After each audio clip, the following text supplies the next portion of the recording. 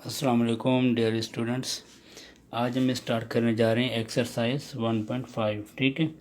अच्छा, अब इसमें क्या है कि हमने जो 7 लेक्चर्स तक जो हमने थ्योरी पढ़ी है, ठीक है, जिसमें रियल, इमेजिनरी और उसके बाद कॉम्प्लेक्स नंबर। अब देखिए, इस क्वेश्चन में आपसे पूछ रहा है कि write the following complex numbers in the form of a plus B iota. तो क्या हम a plus B iota form में लिख सकते हैं? बिल्कुल, हम ये पढ़ चुके हैं। Real, identify the real and imaginary part, तो ये भी हम निकाल सकते हैं। और थर्ड क्वेश्चन में आपसे कह रहा है कि find the conjugate of the complex number. तो फर्स्ट हम इस फर्स्ट जो इसके 3 क्वेश्चन हैं, हर एक पार्ट को हम देखते हैं। ठीक है, इनमें से कुछ पार्ट्स में आपको सॉल्व करूँगा और कुछ पार्ट आप खुद देख लेंगे। ठीक है, तो अब देखिए इसमें आपसे क्या कह रहे हैं कि अब एक्सरसाइज है हमारे पास 1.5। अच्छा, अब आप थोड़ा समझ गए होंगे कि मेरा जो वे ऑफ टीचिंग है वो ये है कि पहले हम थ्योरी को देखते हैं कि जो एक्सरसाइज का मतलब ये होता है कि जो टॉपिक्स हैं एक्सरसाइज के अंदर वो स्टूडेंट को आने चाहिए। ठीक है, तो पहले उस टॉपिक्स को हमने पढ़ा, हमने डिटेल में समझा एग्जाम्पल के साथ, फिर हमने उसी बेस्ड एक्सरसाइज को आज देखना है। तो फर्स्ट क्वेश्चन में कह रहा है कि write the following complex numbers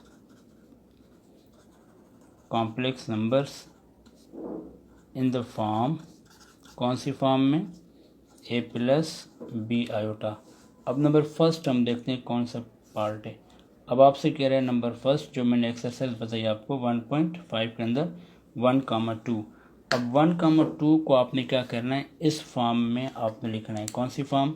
a plus B iota form. अब जैसे मैंने बताया था, हमने 2 फॉर्म्स पढ़ी हैं। कौन सी? फर्स्ट पढ़ी थी हमने कार्टेशियन फॉर्म, यानी कि स्टैंडर्ड फॉर्म या कार्टेशियन फॉर्म। ठीक है, सॉरी, अपना जर्नल फॉर्म या स्टैंडर्ड फॉर्म। अब जर्नल फॉर्म कौन सी होती है हमारे पास? a प्लस बी आयोटा, ये z की जर्नल फॉर्म होती है। और कार्टेशियन फॉर्म कौन सी होती है? वो हमारे पास होती है z is equals to a comma b, यानी कि जो ऑर्डर पेयर में हम लोग लिखते हैं। ठीक है, तो अब आप लोग देखें ये कौन सी फॉर्म में गिवन है हमें, ये हमें ऑर्डर पेयर में मतलब कार्टेशियन फॉर्म में गिवन है। तो आपने क्या करना है, इसको इस फॉर्म में चेंज करना है। जैसे मैंने बताया था कि अगर आपको कार्टेशियन फॉर्म में गिवन हो यानी ऑर्डर पेयर में, तो आप कामा और ब्रैकेट हटाएंगे तो ये चेंज हो जाएगा a plus B iota form में, यानी कि 1+2 iota.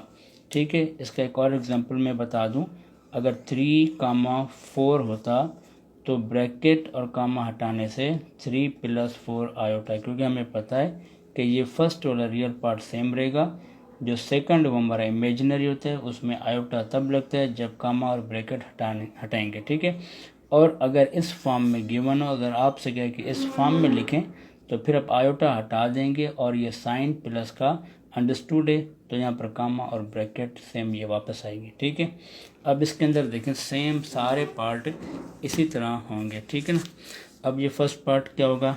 1,2 1+2 iota, 2,2 2+2 iota, 3,4 3+4 iota, -1,1 -1 real ही आपका सेम रहेगा, और -1,1 का क्या होगा?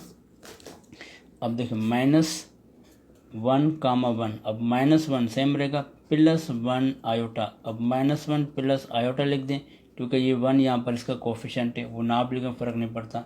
ठीक है, और इसी तरह इसका 6 पार्ट क्या होगा इसका?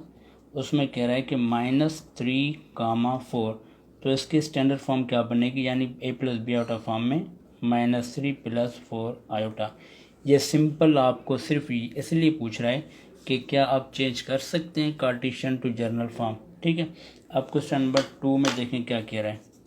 क्वेश्चन नंबर 2 में कह रहा है कि identify real and imaginary part. मुझे बिलीव है कि आपको ये अच्छी तरह से क्लियर होगा। अब इसमें फर्स्ट पार्ट कह रहा है कि 1+2 आयोटा।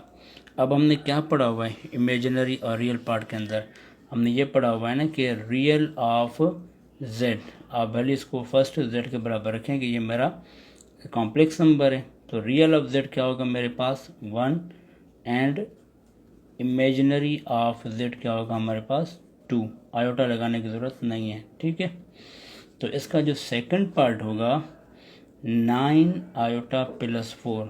अब सबसे पहले आपने क्या करना है, जेड के बराबर रखना है, रियल आपने फर्स्ट लगाना है और 9 आयोटा बाद में, क्योंकि पहले हम स्टैंडर्ड फॉर्म में इसको लिखेंगे ए प्लस बी आयोटा फॉर्म में।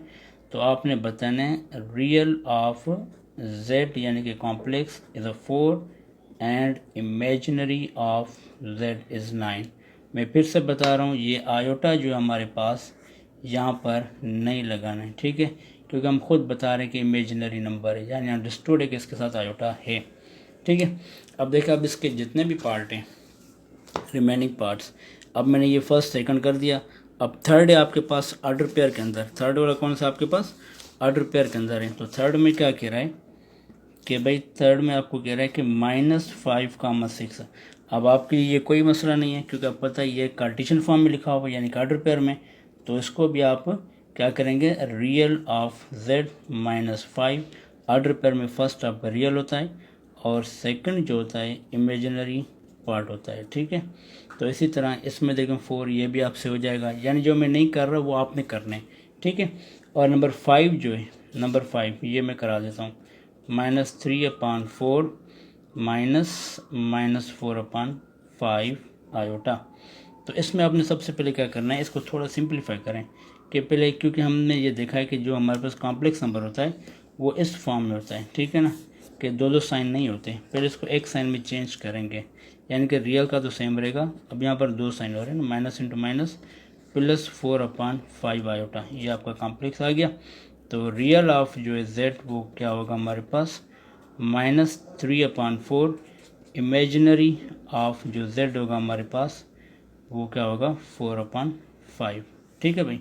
तो ये हो गया हमारे रियल एंड इमेजिनरी पार्ट। अब उसके बाद आपसे पूछ रहा है कि क्वेश्चन नंबर 3 के अंदर, क्वेश्चन नंबर 3 कह रहा है कि फाइंड द कॉन्जुगेट।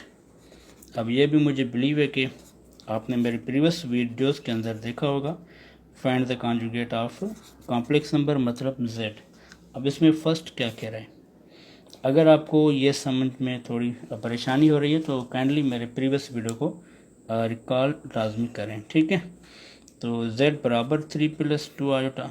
तो सबसे पहले हम क्या करेंगे, z के बराबर रखेंगे इसको, और उसके बाद हमने z बार देना है, क्योंकि z बार आपको पता है कि वो किस चीज़ को शो करता है, कॉन्जुगेट को।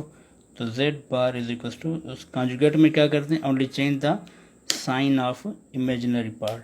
अब इसी का आपने साइन चेंज करना है, ठीक है। 3 - 2 आयोटा, तो ये हो जाएगा आपका कॉन्जुगेट, राइट।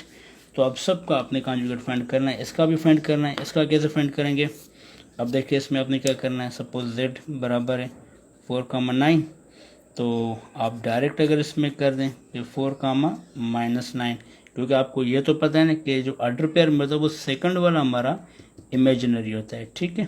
तो इसमें भी सेम आप कर पाएंगे और इसमें भी, और ये भी सिंपल बिल्कुल इसकी तरह। पहले आपने प्लस माइनस से इसका सिंप्लीफाई करना है, जिस तरह सीधा हो जाएगा इस फॉर्म में, तो फिर उसको चेंज करना है। अब इसमें 6 में देखें क्या कह रहे हैं कि z बराबर है 3 आयोटा + 1। तो first you must be write in the standard form 1 + 3 iota, then take the conjugate 1 + 3 iota bar, z bar is equal to nothing but 1 - 3 iota, ठीक है भाई, क्लियर।